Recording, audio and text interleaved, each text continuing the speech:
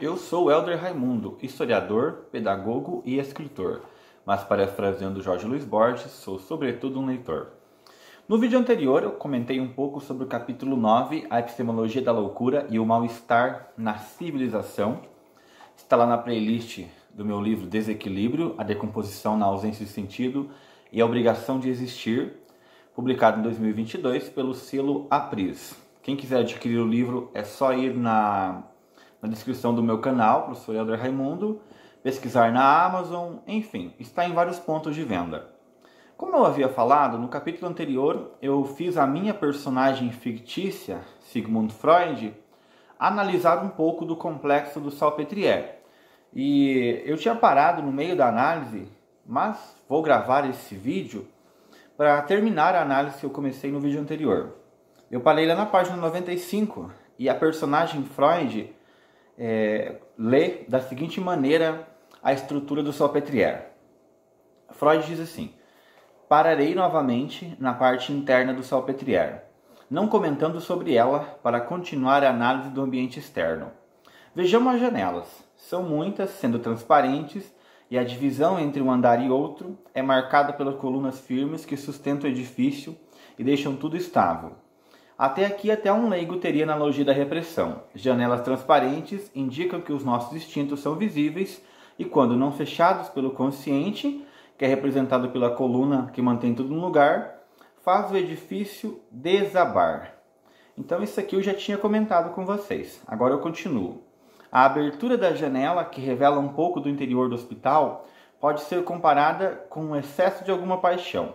Como aqueles instantes em que perdemos o controle e nossa parte animal quase volta a aparecer.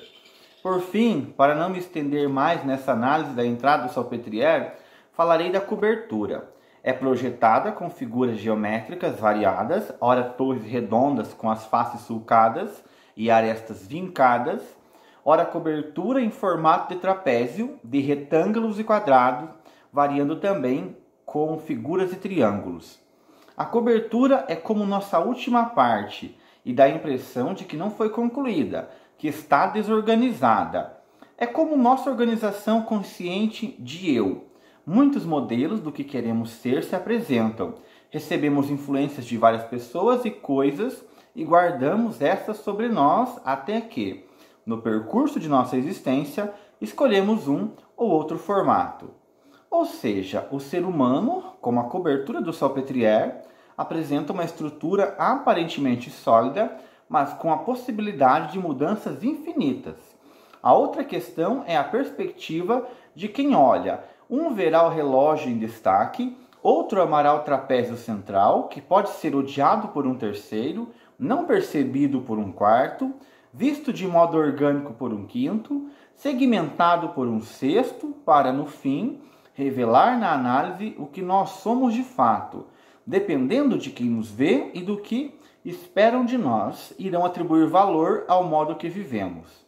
Nós nunca seremos vistos tal como somos de fato. Nós nunca seremos vistos tal como somos de fato. O conjunto de toda a entrada, evidentemente, presta o papel de proteger a vista do ambiente anterior. O Salpêtrière é o mosaico do que o humano é, do que o humano esconde e de como o humano é visto. É o símbolo projetado por meio de uma construção artificial para que, quem sabe, esqueçam de olhar para os monarcas, presidentes, déspotas e seja contemplado a beleza arquitetônica que causa orgulho, ou a crueldade do espaço em que a opressão é praticada. Olharão para esse mundo chamado Salpêtrière e esquecerão de todo o resto, ao menos por um tempo. O que eu fiz aqui? No capítulo 9, eu faço uma brincadeira. O Freud, vocês sabem que gostava de analisar tudo. Analisou quadro, analisou autores, Da Vinci, analisou Dostoiévski, enfim, analisou Pompeia. Então eu uso da sua metodologia de análise para literariamente fazer com que a minha personagem Freud analise a construção arquitetônica do Salpêtrière. E aí, por meio dessa análise, permito a vocês ter uma noção dos artifícios que o próprio Freud utilizava para fazer as suas inferências. Né? Claro que aqui pela literatura eu tenho uma liberdade maior para brincar com as análises freudianas, mas espero que você tenha gostado de acompanhar esses trechos do capítulo 9, do capítulo 6 e muitos outros. Agora, de fato, eu pararei por aqui, porque senão acabarei comentando o livro todo e aí não fará nenhum sentido. Espero que vocês leiam Desequilíbrio, busquem na Amazon, busquem no site de venda e, se lerem um capítulo que for, comentem sobre ele.